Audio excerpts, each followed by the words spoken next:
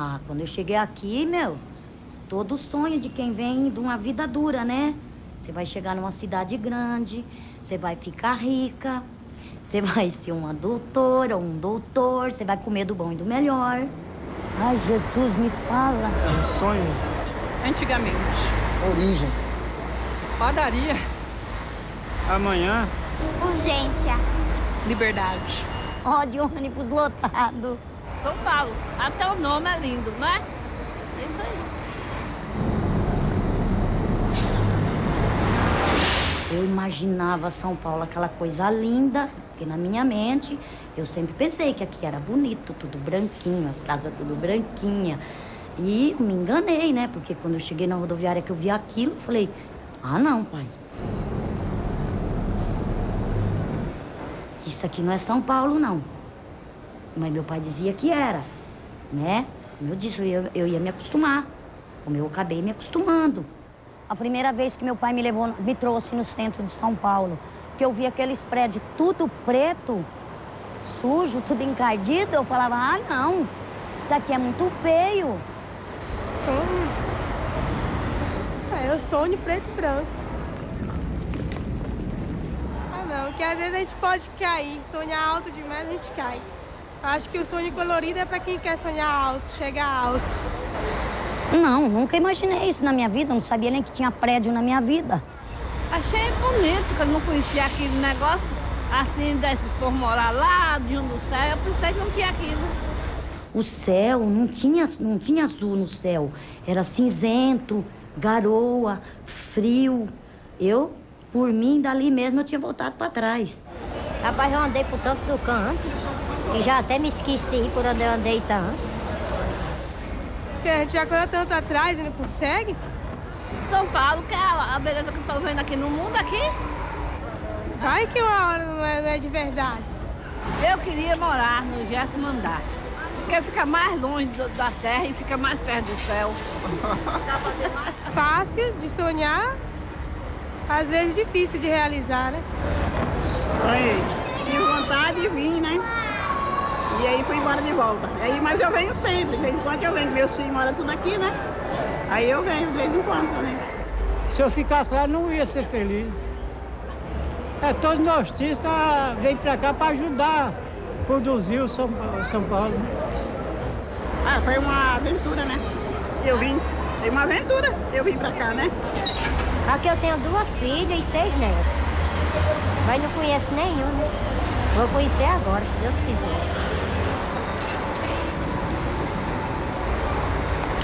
Aí só vai ficar caro, não vai? DVD pra mãe, televisão pra mãe, bicicleta pros filhos e sobrinho. Vai televisão, vai DVD, vai som, roupa. Aí já vai quase. E hoje, se vocês me perguntar se eu troco São Paulo por outro lugar, eu jamais vou dizer, não, eu amo São Paulo. Não, peraí, deixa eu só explicar.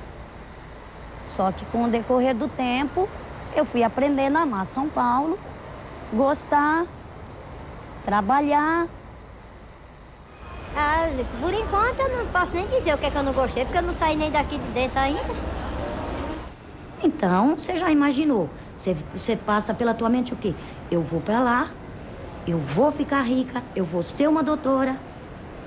Era isso. Eu vou ter roupas bonitas, vou ter conforto. Porque eu queria o meu São Paulo branquinho.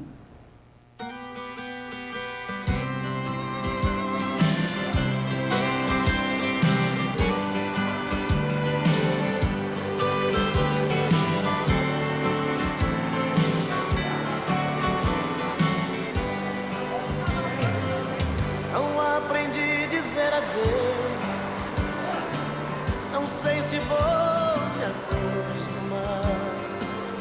Olhando assim nos olhos seus, vai ficar nos meus, amada desse olhar.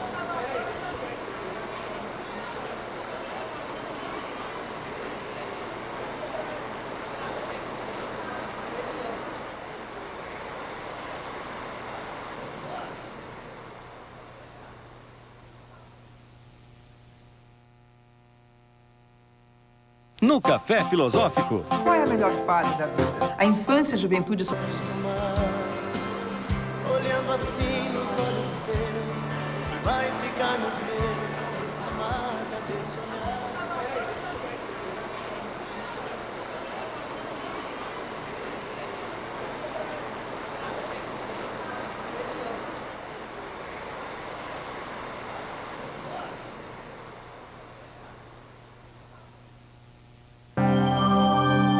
O programa a seguir é livre para todos os públicos.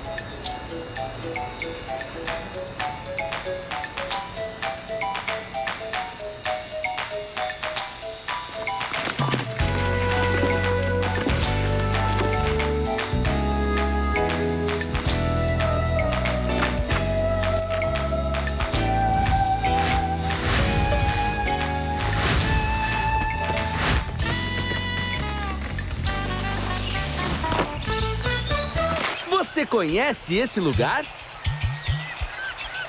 É o Vale do Anhangabaú. Hoje ele está muito diferente, mas era assim quando portugueses e índios escolheram a colina para fundar São Paulo. O Vale do Rio Anhangabaú foi muito importante nesta época.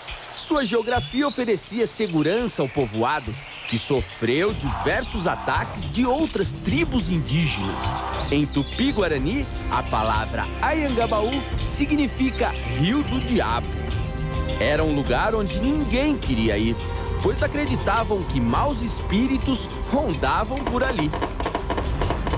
São Paulo é uma cidade que se fundou sobre uma colina. São 3 pontas de um triângulo, vértices marcados pelas estruturas religiosas, que são o Convento do Carmo, o Mosteiro de São Bento e o Convento de São Francisco. Dentro desse triângulo nasceu São Paulo há 450 anos.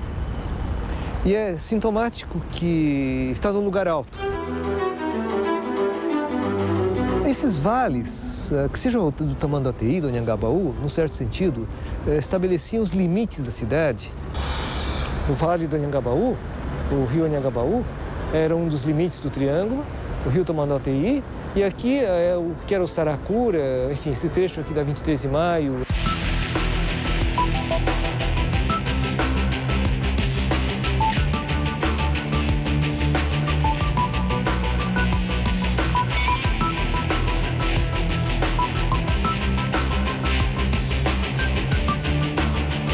Ela começou a ser ocupada pela vertente leste, a vertente justamente do lado do Tamanduateí. Enquanto que essa vertente, a vertente oeste do Vale do Anhangabaú, era considerada quase que a área dos fundos da cidade, o quintal dos fundos da cidade. É uma área que só foi urbanizada, para vocês terem uma ideia, no começo do século XX. Ou seja, 350 anos depois da fundação, a cidade foi crescendo e aqui ainda chegamos ao início do século XX como uma região onde ainda existiam resquícios de plantações de chá, de agrião, aqui nesse vale. As fachadas das casas, das construções, olhavam para dentro, para São Bento, para Líbero Badaró, e os fundos se voltavam para o Vale do Anhangabaú. O que era o Vale do Anhangabaú? Era uma plantação de chá, uma série de chácaras, que era o fundo de quintal.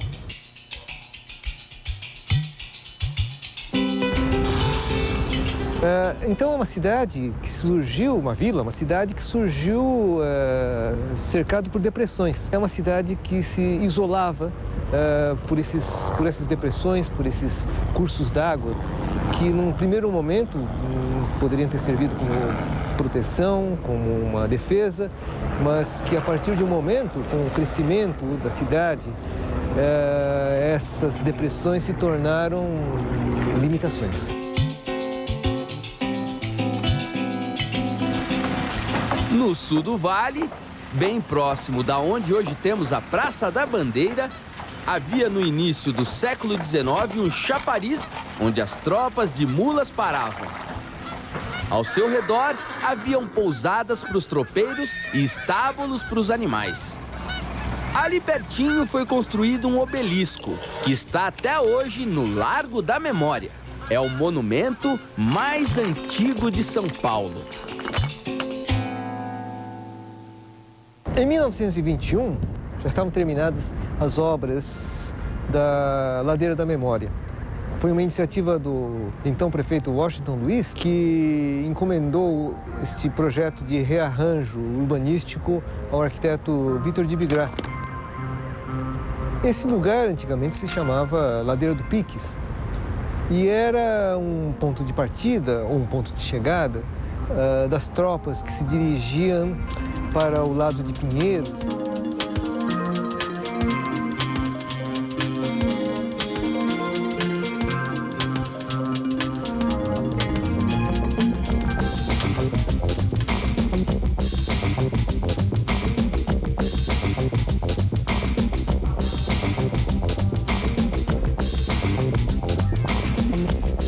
Foi o litógrafo Jules Martin que apresentou o projeto de viaduto sobre o vale.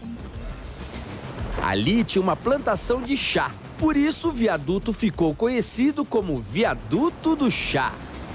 Ele enfrentou muitas dificuldades para realizar o projeto, inclusive a resistência do Barão de Tatuí, que não queria saber do tal viaduto porque teriam que demolir parte da sua casa para a construção.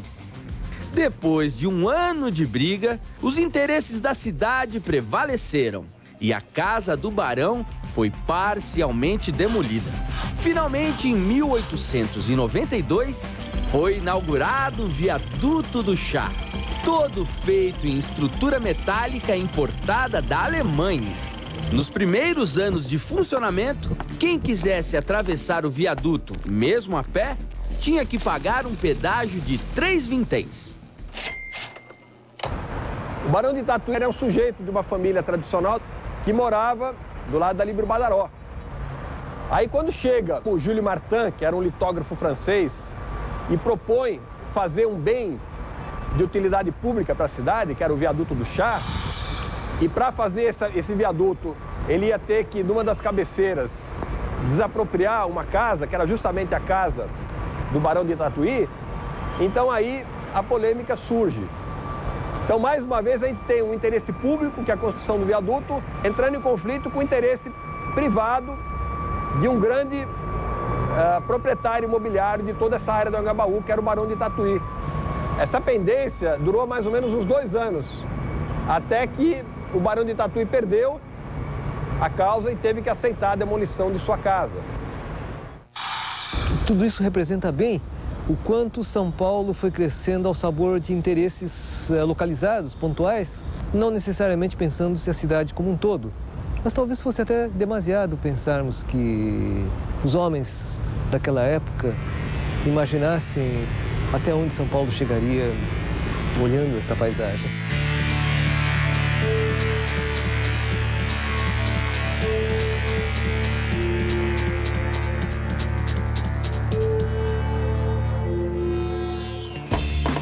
Antigamente, uma das únicas formas de atravessar o Vale do Anhangabaú era pela Ponte do Acu. Com a urbanização do vale, aquela ponte desapareceu e em seu lugar surgiu a Avenida São João.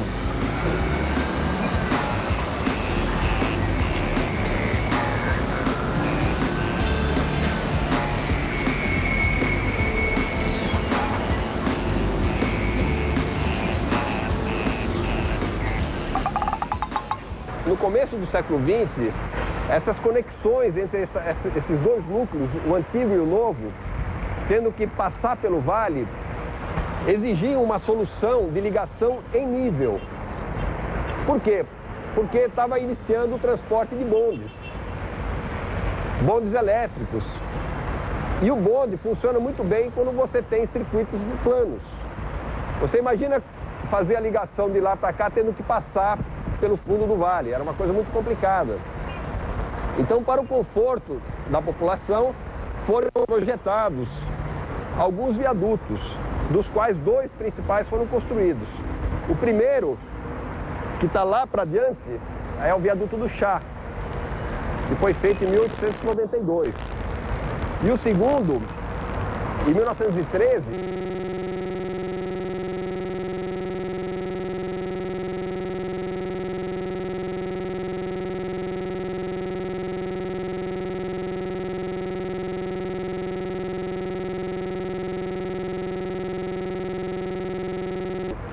é esse aqui. O Vale do Anhangabaú continuou a se modernizar. Em 1913, outro viaduto de estrutura metálica toda importada da Bélgica foi construído, ligando o Largo de São Bento ao Largo de Santa Efigênia. É o viaduto Santa Efigênia, que está lá até hoje.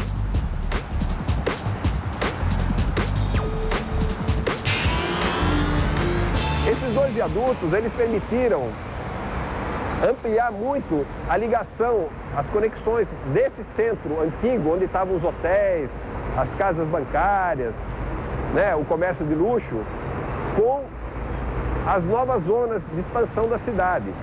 Então, por exemplo, esse viaduto daqui, ele permitia a ligação do centro da cidade com a Estação da Luz, porque ele passava por aqui e seguia ali pela Casper Libero e dava direto numa porta de entrada principal da cidade, por onde chegavam principalmente os imigrantes, as famílias dos cafeicultores que vinham para São Paulo.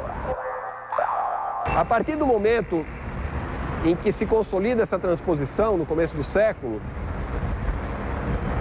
começou a ter uma situação muito discrepante, que era o seguinte: você tinha esses viadutos magníficos em ferro, bondes elétricos passando, e ainda por baixo resquícios de antigas chácaras, fundos de casas que se situavam na Rua Líbero Badaró, do lado de lá, e na Rua Formosa, que eram praticamente cortiços. Você tinha uma cidade que queria ser moderna, aparentar a modernidade por conta da riqueza do café, e a presença do bonde, dos viadutos, ajudavam a criar essa imagem. Mas essa imagem era denegrida pela presença desses resquícios rurais que ainda existiam no vale. Então, começa a haver uma preocupação, a partir de 1906, com um projeto de integração do Vale do Anhangabaú à cidade, que seria então a urbanização do vale, e aí começam a surgir várias propostas. E que tipo de embelezamento se propunha? O ajardinamento do Vale do Anhangabaú, a criação de alguns monumentos significativos, como foi o caso do Teatro Municipal.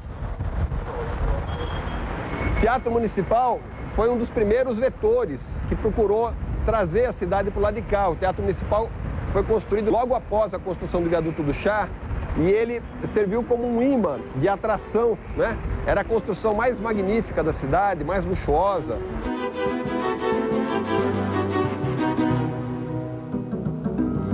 O Teatro Municipal foi algo importante, um símbolo que tinha como uma grande referência a Opéra de Paris, como um símbolo de civilidade, como um símbolo de cultura. Foi um edifício que catalisou transformações em toda a área.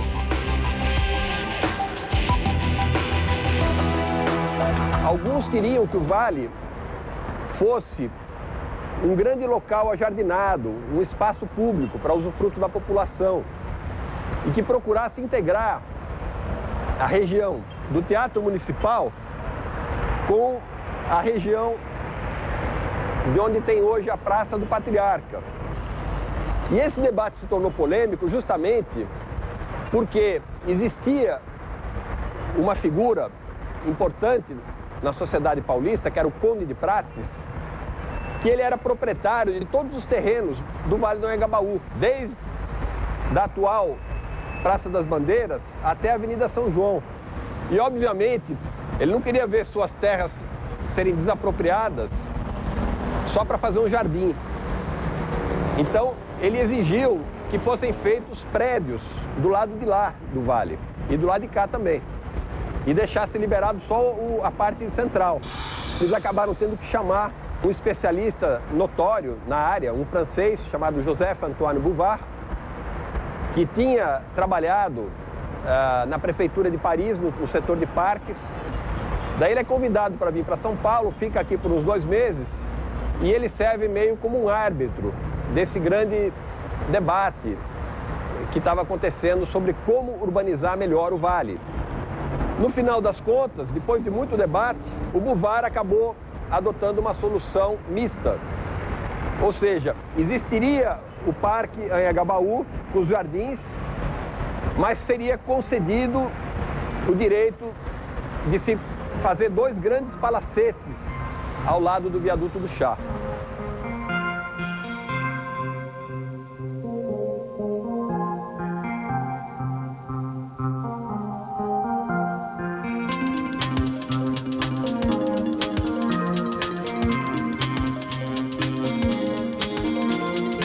Em 1924, foi inaugurado o edifício Sampaio Moreira. Ele foi considerado o primeiro arranha-céu de São Paulo, com 14 andares.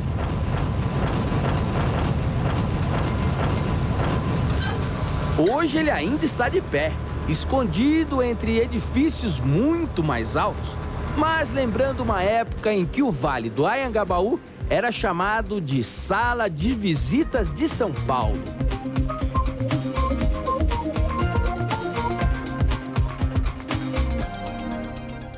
Ela dedicou sua vida ao balé. Quando entrei no balé russo, eu não pensei. Em um determinado momento, o que era fundo se tornou frente. O que era uma parte desprezada da cidade, um limite, se tornou um cartão postal. Essa imagem, que depois compôs muito bem, né, com o Teatro Municipal do lado oposto e outros edifícios que foram sendo agenciados ao redor, ela acabou se transformando numa imagem muito significativa da cidade de São Paulo da época do café. Tanto que passou a ser chamada como Sala de Visitas de São Paulo.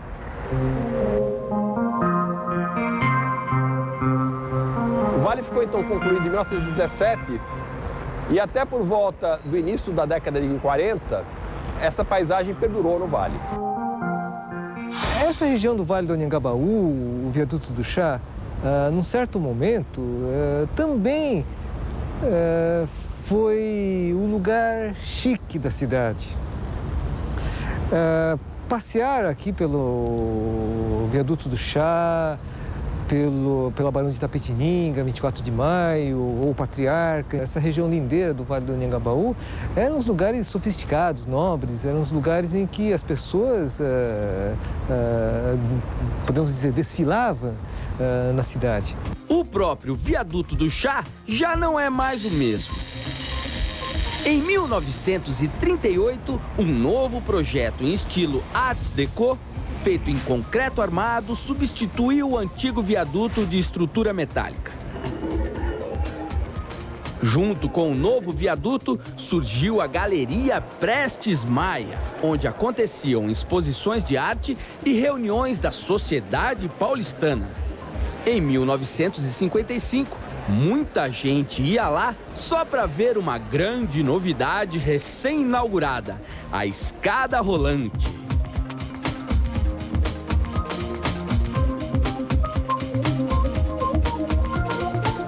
Foi o lugar que representava a cidade de São Paulo.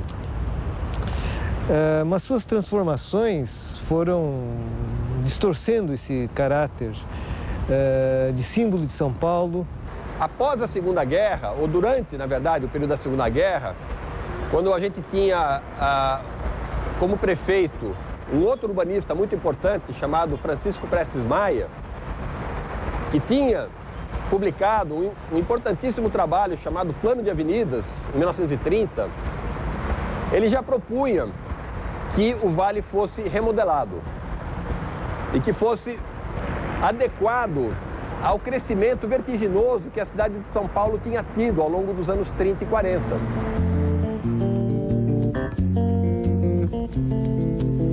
E esse crescimento exigia uma solução de conexão viária passando pelo vale. O vale não podia ser só mais jardins, ele tinha que ser um local principal de conexão, de passagem de veículos, para ligar os bairros do sul à parte norte da cidade. Era fundamental que se criasse esse eixo aqui que foi criado.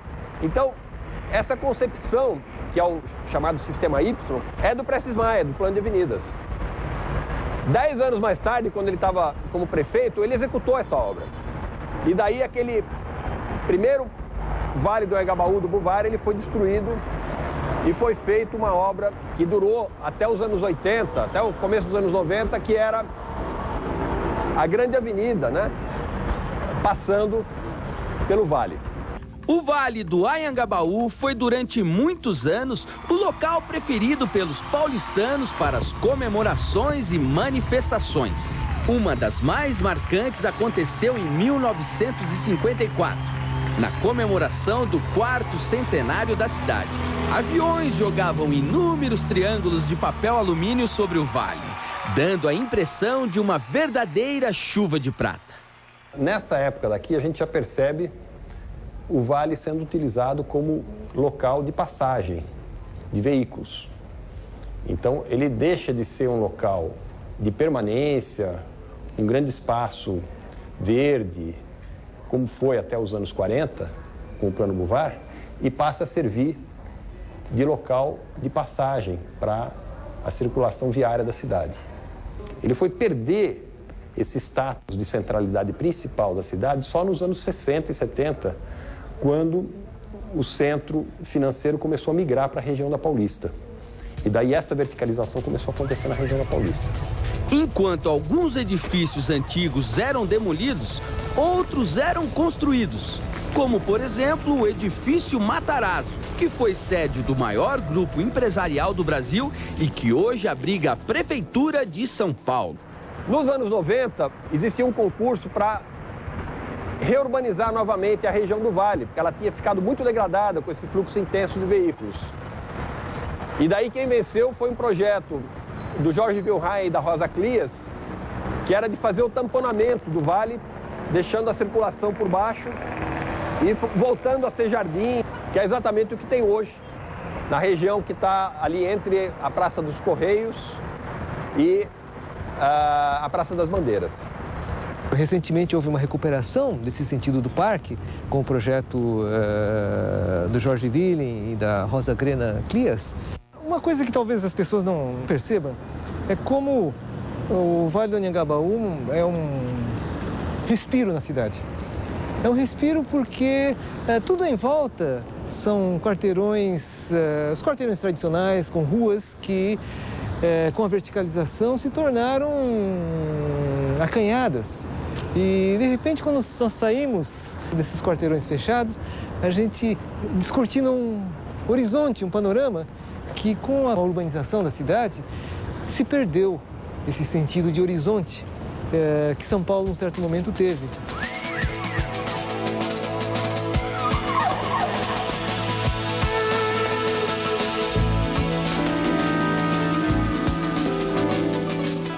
Poder descortinar essa perspectiva da Rua Barão de Itapetininga, olhando a Praça do Patriarca, e de repente lá ao longe a gente vê aquela marquise do Paulo Mendes da Rocha.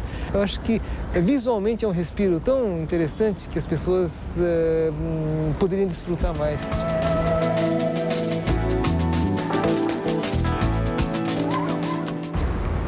O que representa um lugar que era uma plantação de chá, se tornou um parque, um belo parque público, se tornou um terminal de ônibus urbano, se tornou uma calha viária, agora é um parque sobre um túnel. E o que será daqui para frente? Essa metamorfose do Vale do Anhangabaú, eu acho que também representa muito bem a metamorfose dessa metrópole que é São Paulo. São Paulo, da minha geração, Não é a São Paulo da geração de meus pais e muito menos dos meus avós. E não será, talvez, dos nossos descendentes. O que será que nós vamos ver?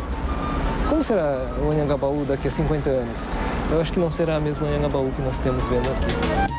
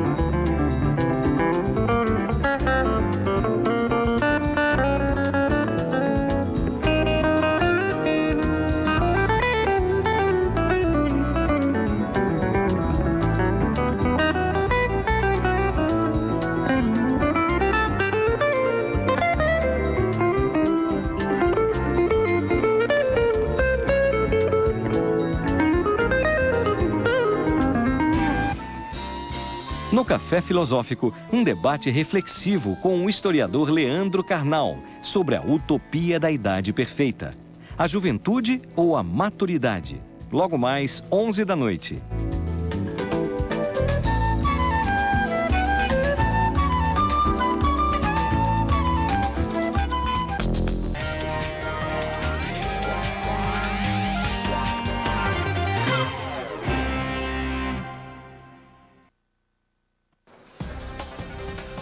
Olá, bom dia a todos. O Antena Paulista começa hoje falando de um tesouro para a capital. Você vai saber como estão as obras da biblioteca que vai abrigar na USP a maior coleção de livros e documentos sobre a história do Brasil. Uma sala sem livros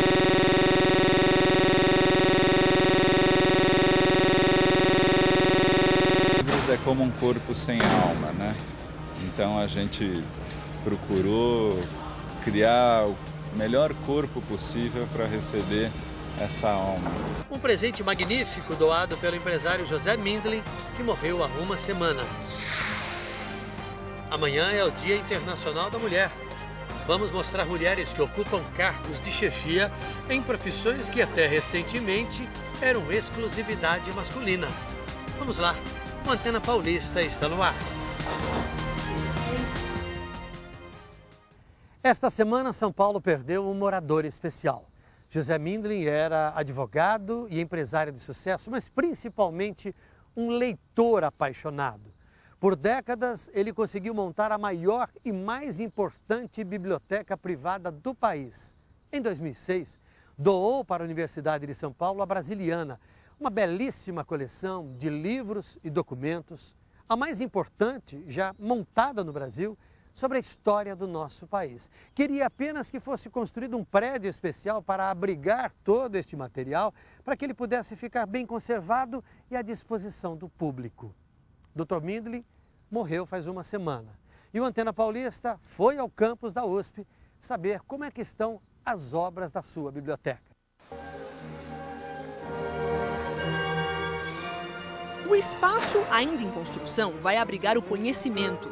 Este será o endereço dos 17 mil títulos doados por José Mindlin e a esposa dele, Gita, à Universidade de São Paulo. Quem mandou no projeto foram os livros, né? O lugar que a gente está é justamente o anel de livros. Então essa ideia de que no espaço arquitetônico o que desenha o espaço são os livros. Então, essas paredes que estão aqui do nosso lado vão estar repletas das estantes de livros, né? De uma maneira o mais próxima possível da maneira que eles estão dispostos na casa da Gita e do José, dos meus avós. Há quase 10 anos, o arquiteto Rodrigo Mindlin Loeb trabalha no projeto para erguer o sonho dos avós, a Biblioteca Brasiliana Gita e José Mindlin. Tem como objetivo ser um lugar central da cultura brasileira na universidade e ser um lugar para todas as gerações, que possa receber as crianças, os jovens, os adultos, os idosos, de uma maneira absolutamente aberta e democrática. A biblioteca está sendo construída em uma área de 20 mil metros quadrados na cidade universitária e reserva espaço para diversas atividades culturais. Exatamente como desejava José Mindlin, que morreu no domingo passado, aos 95 anos. A paixão dele pelos livros começou cedo, aos 13 anos. Advogado de formação, empresário bem-sucedido, imortal das academias paulista e brasileira de letras, era na leitura que Mindlin encontrava seu maior prazer. É um vírus que eu procuro inocular, porque uma vez inoculado é incurável, né? Então a pessoa que apanha esse vírus vai gostar de livros até o fim da vida. Na casa de Mindlin, o projeto da biblioteca foi presente de Gita. Entre os 40 mil títulos, raridades como os originais de Grande Sertão Veredas, de Guimarães Rosa, e a primeira edição de O Guarani, de José de Alencar. Vidas Secas teria outro nome, não fosse a correção do autor Graciliano Ramos. Ele, na primeira prova, risca um mundo coberto de penas e escreve com a letra dele Vidas Secas. Quer dizer, isto é a certidão de batismo de Vidas Secas. Todas essas relíquias fazem parte da Brasiliana, que foi doada a todos nós. Desde o ano passado, as obras estão sendo digitalizadas. Um robô criado nos Estados Unidos, batizado de Maria Bonita, faz o trabalho. Ele é capaz de fotografar 2.400 páginas por hora. Tudo para que mais pessoas possam ver, por exemplo, o livro Helena, autografado por Machado de Assis. Tudo que foi digitalizado pelo robô no Brooklyn, na zona sul da capital, chega a esta casa, que fica bem ao lado da construção da Biblioteca Gita e José Mindlin, na zona oeste. Aqui funciona a Brasiliana Digital, onde alunos da USP trabalham para colocar obras da coleção do casal ao alcance de todos na internet. Vitor faz pós-graduação em Engenharia da Computação. Ele é um dos 26 estudantes que se revezam durante o dia para melhorar o visual das obras digitalizadas. Nós pegamos as imagens originais em alta resolução e fazemos todo o tratamento para transformar uma imagem grande e crua para uma imagem já tratada no formato adequado para o usuário. É um trabalho demorado. O acervo é imenso. Por enquanto, 3.500 documentos estão na internet. Pedro é diretor da Biblioteca Gita e José Mindlin, a real dos livros de papel, e coordena os trabalhos virtuais. A ideia da digitalização é ampliar, oferecer essa biblioteca a todos, ao lugar que estiverem no planeta. A pessoa vai ter acesso a todos esses livros. Na internet ou fora dela, a Biblioteca Brasiliana é um espaço para eternas descobertas. Uma sala sem livros é como um corpo sem alma, né? Então a gente procurou criar o melhor corpo possível para receber essa alma que vai chegar.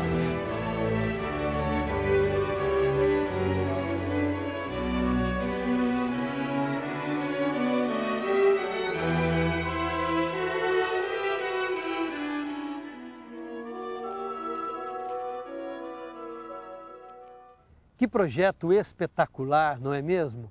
A biblioteca deve ficar pronta em 1 ano e meio. Ao longo da minha vida profissional, eu estive na biblioteca na casa do Dr. Mindlin algumas vezes. E que emoção! Ele também publicou vários livros falando da sua relação com a leitura e contando histórias curiosas de como conseguiu encontrar, obter, comprar tantos livros raros. Um dos livros mais interessantes escritos por ele é esse aqui, Uma Vida Entre Livros. Ele publica primeiras páginas de vários trabalhos, é muito bonito, muito bem trabalhado graficamente, olha só. Ele valoriza o trabalho artístico do livro, é uma beleza, muito gostoso de ser lido. E aqui no final, uma frase dele encerra o texto. No mundo em que o livro deixasse de existir, eu não gostaria de viver. Tem alguém na beira do rio? Depois do intervalo, você vai ver que os bonecos do Elias, um símbolo de Piracicaba, estão sendo restaurados. As pessoas viam aquela poluição, aquela espuma descendo no rio Piracicaba e os bonecos do Elias com aquelas varinhas. Aquilo virou um símbolo de luta pela preservação ambiental.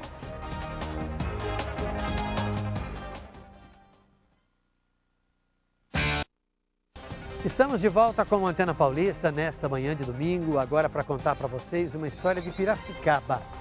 A cidade reconheceu como patrimônio cultural as obras de arte feitas por um morador que usava como matéria-prima o lixo que ele retirava do rio Piracicaba.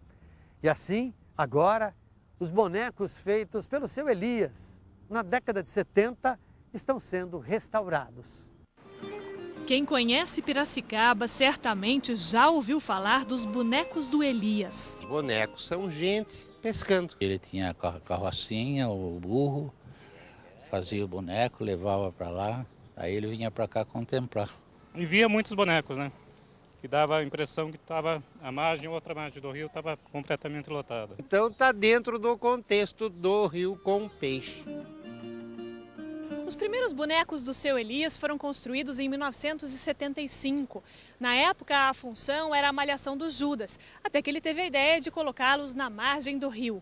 Alguns chegaram a pensar que seu Elias estaria louco, mas com o tempo, os bonecos se tornaram um símbolo da preservação do meio ambiente. Mas desde que o artista morreu em 2008, os bonecos se tornaram raros por aqui.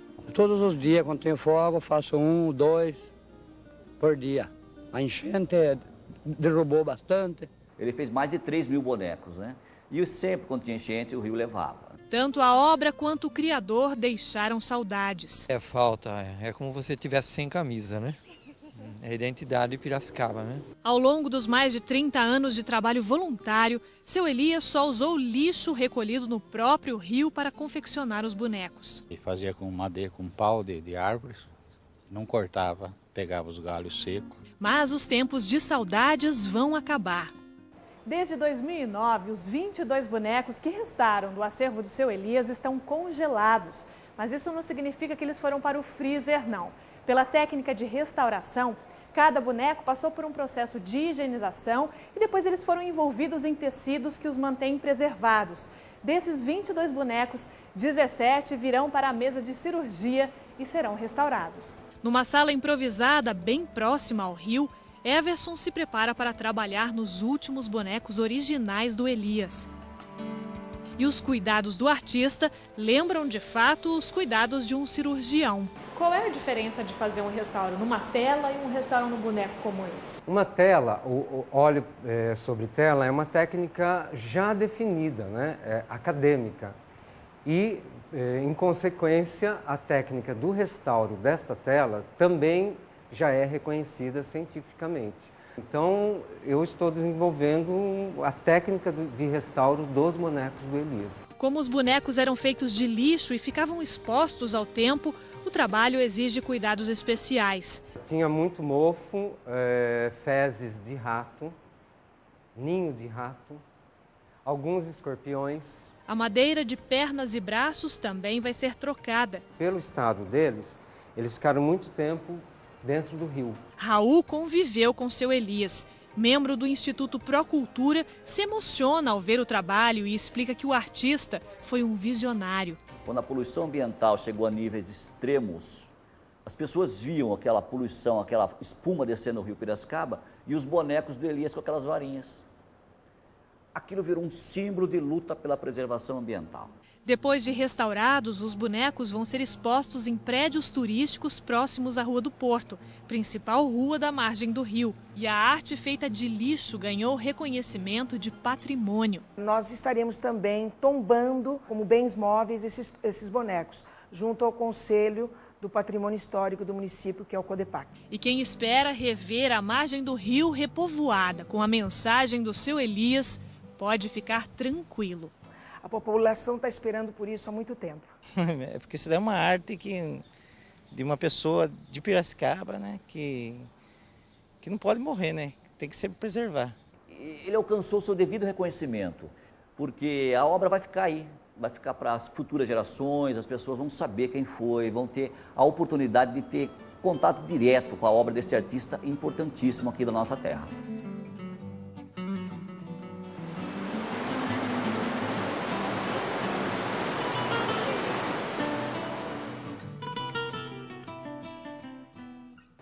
Amanhã é o Dia Internacional da Mulher e o Antena Paulista faz uma homenagem. Elas têm cargos de chefia em profissões que antes só eram exercidas. Hoje nós estamos falando de São Paulo Antiga. Vamos voltar até 1870. Imagens daquela época foram selecionadas e 22 transformadas em cartões postais. E olha, uma beleza. Olhando aquelas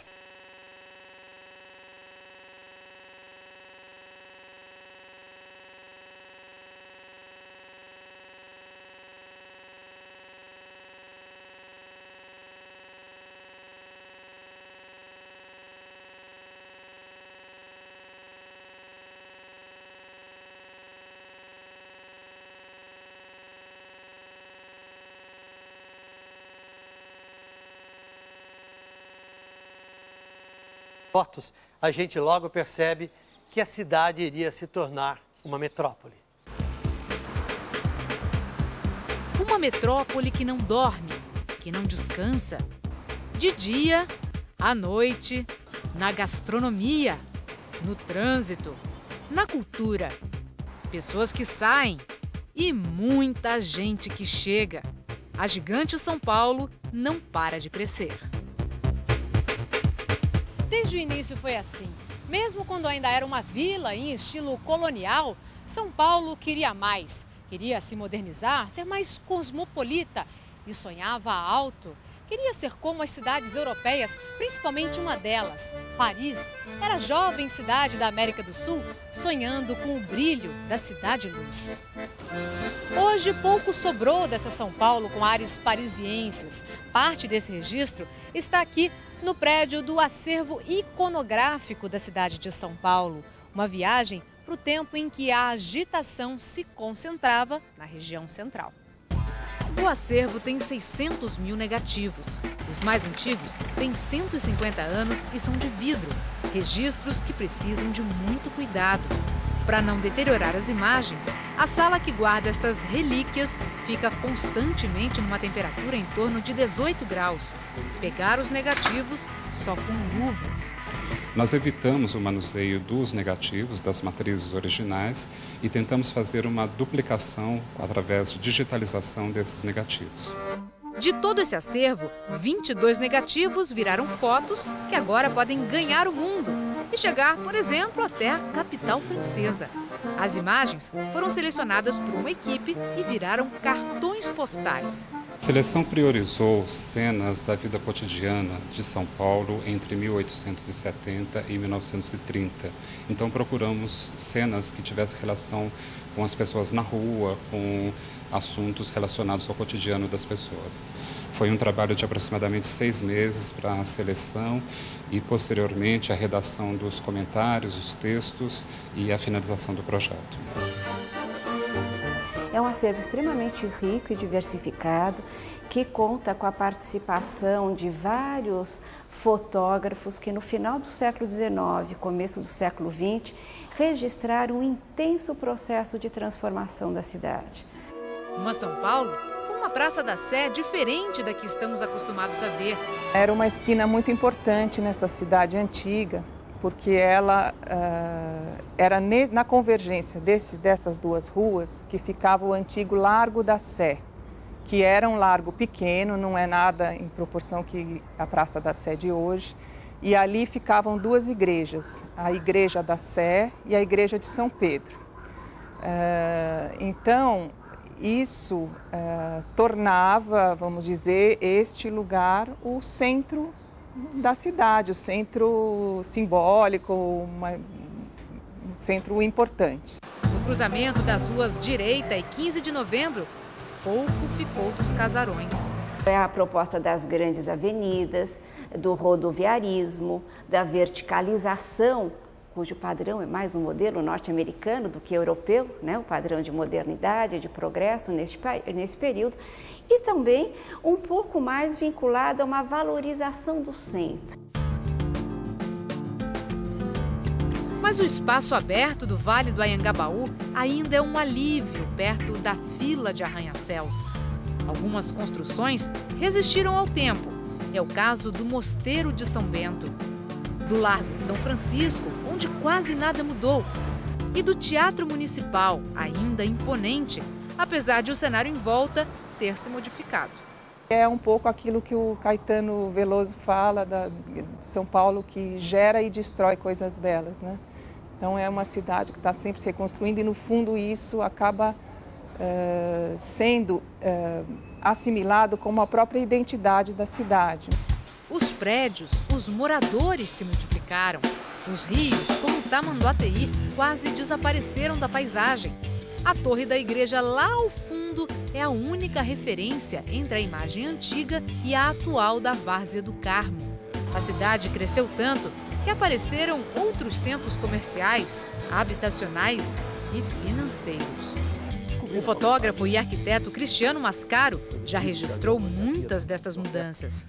De lá para cá houve assim, uma mudança, eu acho que enorme, né? Quer dizer, muito grande, até eu acho que a década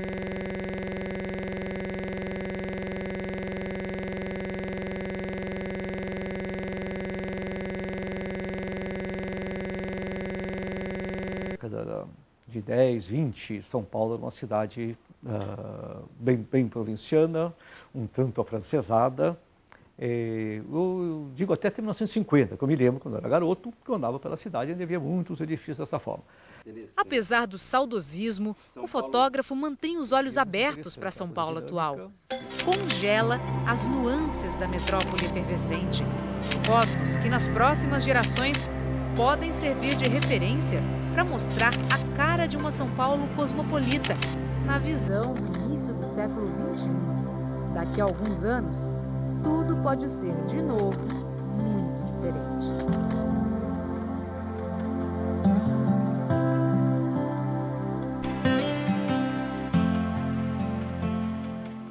A caixa com 22 fotografias antigas da cidade de São Paulo está à venda por R$ 50 em postos credenciados pela Prefeitura. Para saber os endereços, é só entrar na nossa página na internet. Bom domingo a todos e até o próximo programa. Tchau!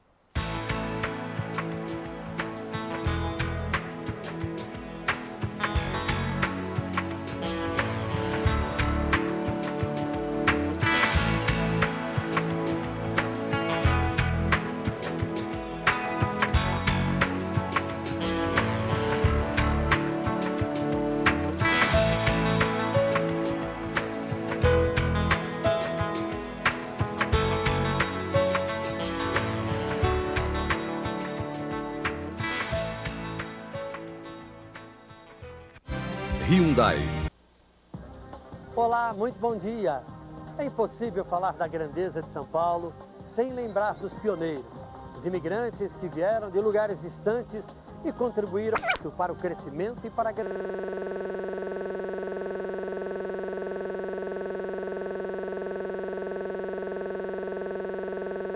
da nossa metrópole. A Antena Paulista está hoje no Memorial do Imigrante, aqui na zona leste da capital, para falar destes povos, para falar dos pioneiros que vieram para a nossa cidade. São Paulo é uma cidade que recebe e abraça a todos os imigrantes que vêm para cá, continuam a chegar, mas há mais de 100 anos eles foram muito importantes na nossa história. Os italianos, por exemplo. Aliás, o Museu do Bexiga reabriu recentemente e ao visitar aquele lugar e ver aqueles objetos, a gente aprende um pouquinho sobre a história do bairro e da nossa cidade. Nem todo mundo sabe, mas o mais italiano dos bairros de São Paulo tem um museu que cultiva suas origens. Neste sobrado em estilo neoclássico na Rua dos Ingleses, é possível conhecer um pouco da história